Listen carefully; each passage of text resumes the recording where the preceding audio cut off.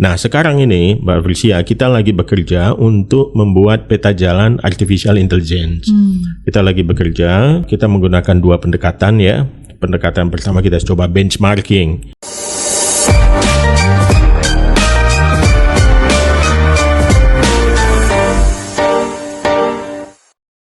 Dari 1 kali 24 jam, berapa lama, berapa sering Anda semua menggunakan AI dalam sehari? Artificial Intelligence. Mungkin banyak yang pakai ChatGPT, berbayar atau tidak berbayar. Mungkin itu satu dari nggak tahu jumlahnya AI saat ini yang ada dan bisa diakses oleh kita juga yang ada di Indonesia.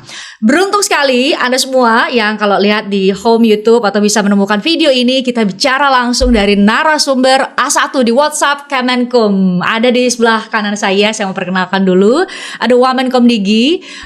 Saya manggilnya Bang karena beliau ini adalah senior sekali. Waduh. Jadi Bang Wamenkom Digi, ada Pak Nezar Patria. Makasih sudah hadir.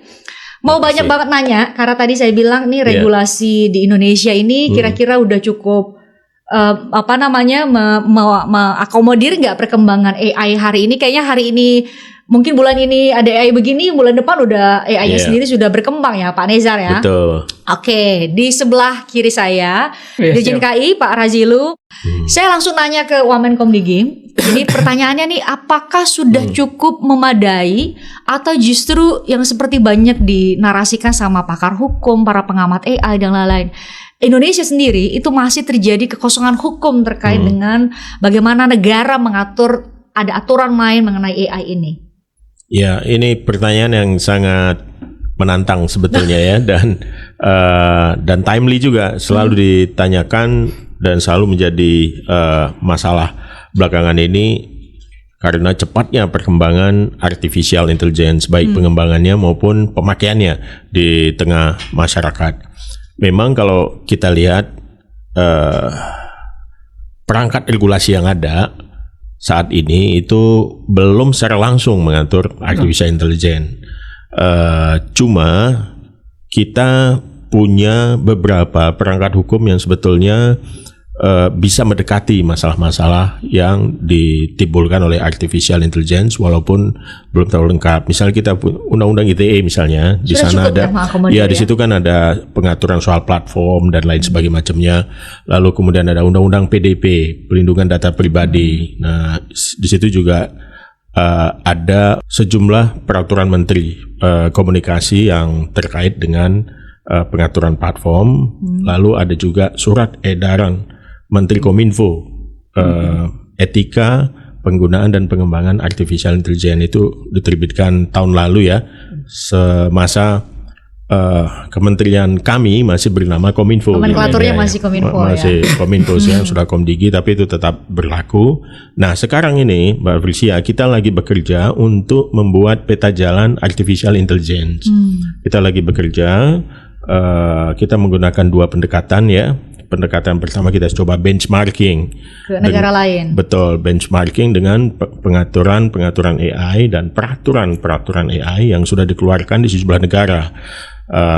Kita lihat begini, ini menarik dalam soal bagaimana AI ini diatur di sejumlah negara. Jadi dia erat juga kaitannya dengan geopolitik yang ada gitu. Jadi kita lihat di sini ada dua poros penting, ada Cina dan juga ada Amerika Serikat. Dua-duanya sangat agresif, dua-duanya sangat produktif dan berada dalam satu jalur pacu gitu dalam soal perkembangan artificial intelligence. Goal mereka adalah dua-duanya bagaimana mencapai apa yang disebut sebagai Artificial General Intelligence, AGI. AGI ini semacam super intelligence di mana kemampuan mesin ini jauh lebih cerdas dan melampaui kecerdasan manusia dan bisa bertindak secara otonom, memutuskan, mengakses, menilai, kemudian membuat judgment segala macam otonom. Dia bisa membuat decision making secara otonomus gitu. Nah, ini yang menjadi goal dari balapan di dua ekosistem di dua negara ini. Nah, di tengah-tengahnya ada Uni Eropa. Kalau kita lihat Uni Eropa, mereka mungkin karena infrastruktur AI-nya tidak semaju di Amerika dan juga China yang kemudian ikut membayangi dari belakang gitu, dan sekarang saya kira udah dalam posisi yang hampir sama. Eropa lebih hati-hati dalam soal menerapkan artificial intelligence ini. Hati-hati dalam arti apa? Hati-hati dalam artian mereka lebih melihat pengaturan AI ini harus berbasiskan risiko gitu. Jadi ada risk based approach di Uni Eropa. Nah, mereka memetakan jadi risiko-risiko pengembangan AI itu ke dalam 3 lah: risiko rendah, risiko sedang, sama risiko tinggi, atau yang disebut dengan unacceptable risk gitu. Nah, ini yang jadi pedoman mereka, dan mereka mencoba memetakan juga. Kalau kita lihat di EU AI Act yang dikeluarkan oleh Uni Eropa itu, pendekatannya memakai 2 cara. Jadi ada pendekatan horizontal. Horizontal ini adalah bagaimana nilai-nilai ini bisa menjadi referensi untuk pengaturan AI. Nah, nilai-nilai ini misalnya dia harus transparan, dia harus akuntabel, dia harus menghormati hak cipta dan sebagainya. Nah, lalu setelah nilai ini disepakati, lalu ada pendekatan vertikal. Pendekatan vertikal itu bagaimana adopsi di setiap sektor itu dilakukan berdasarkan panduan nilai-nilai yang sudah di set tadi secara horizontal. Nah, itu yang diberlakukan di Uni Eropa. Sementara di Amerika, mereka itu lebih vertikal. Jadi pengaturannya langsung ke sektor-sektor yang sedang menerapkan.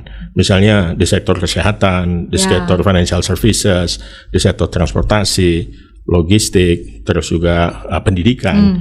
Itu mereka langsung ke sektor-sektor. Sama juga dengan Cina, sektor-sektor, dan semuanya itu digerakkan oleh private sector gitu, yang bergerak cukup kencang, swasta yang membuat inovasi, mendrive dan mereka menginovasi. Justru mendorong supaya segera ada gitu ya. Nah, filosofinya yang berbeda. Kalau di Cina itu filosofinya, karena kita tahu mereka kan state begitu kuat di sana, sehingga state yang mendorong dan juga membatasi inovasi-inovasi ini. Nah, sementara kalau di Amerika negara itu mendorong, hanya memberikan lapangannya, melepaskan verified competition seperti halnya liberalisme gitu ya. Di sana inovasi-inovasi dilakukan oleh perusahaan-perusahaan swasta dengan cukup gencar. Pertanyaannya, gitu. Indonesia akan mengkiblatkan atau mengarah ke itu dalam mana? Ya, dalam soal benchmarking ini kita tadi kan lihat Amerika, lihat Cina, lihat Uni Eropa, kita juga lihat di India. Kita juga lihat di negara Asia yang lain ya, Jepang, Korea Selatan yang jadi objek yang kita pelajari saat ini, dan kita lalu kan mendudukkan diri gitu ya setelah benchmarking, lalu kan kita coba lihat kesiapan kita gimana nih mengadopsi artificial intelligence ini. Nah, kita dibantu oleh UNESCO yang membuat namanya Readiness Assessment Methodology. Nah, UNESCO ini kan menerapkan satu rekomendasi global untuk etika penggunaan dan pengembangan dan penggunaan artificial intelligence, dan untuk melihat apakah negara-negara yang menjadi anggota UNESCO siap untuk menerapkan itu, maka dibuat namanya RAM, Readiness Assessment Methodology. Ada assessment ya. Betul. Indonesia udah ready? Sudah. Jadi Indonesia itu sudah melakukan RAM ini. Kita salah satu negara di Asia Tenggara yang pertama selesai, selesai assessment. Jadi bukan siap, jadi selesai dokumennya itu, gitu ya. Nah, di dalam dokumen itu dicantumkan ada 3 soal lah secara umum ya, secara umum. Karena yang dilihat itu adalah tingkat adopsi teknologi artificial intelligence ini di tengah masyarakat. Jadi parameternya banyak, ada infrastruktur, ada juga soal regulasi, ada juga kesiapan sumber daya manusia, lalu bagaimana investasi dan lain sebagainya. Jadi boleh saya simpulkan 3 masalah untuk tingkat adopsi kita berdasarkan UNESCO. Yang pertama, kita infrastruktur itu masih ada gap. Lalu yang kedua, kita ada masalah di talent juga, gap juga gitu, kita masih kurang. Yang ketiga, yang paling penting, yang kaitannya dengan pengembangan soal artificial intelligence adalah kurangnya dana R&D kita untuk research and development. Betul, untuk pengembangan AI ini. Nah, berdasarkan assessment itu, kita coba mengumpulkan semua stakeholder yang ada, kita mendiskusikan. Ini saya cerita bagaimana kita merumuskan yang namanya peta jalan AI itu. Jadi ada 2 pendekatan, yang di atas kita lakukan benchmarking, lalu yang di bawah kita coba berdiskusi dengan stakeholder, lalu nanti ketemu di tengah. Ketemu harapannya di tengah. gitu? Iya, terus nanti kita formulasikan. Goal kita adalah kita bisa membangun satu ekosistem yang mandiri dalam soal AI.